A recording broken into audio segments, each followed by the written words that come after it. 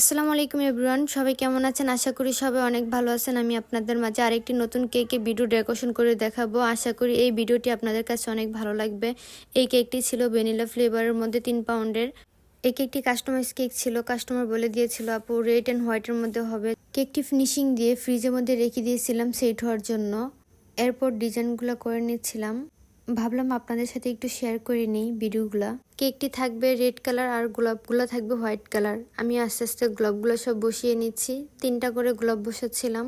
যে বেবিটা বার্থডে ছিল তার 1 ইয়ার হবে, তাই 1টা বসিয়ে দিলাম ফন্ডেটের সাথে। ফন্ডেটের একটা মই বসিয়ে দিচ্ছি।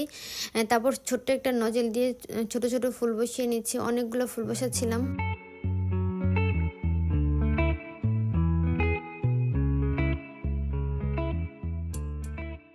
আস্তে আস্তে কথা বলতে বলতে কেকের ডেকোরেশন অনেকটাই শেষ করে ফেলেছি। এখন কেকের বোর্ডটার উপরে নামটি বসিয়ে দিচ্ছি। প্রতিটা ওয়ার্ডের মধ্যে গোল্ডেন ডাস্ট কালার দিয়েছি।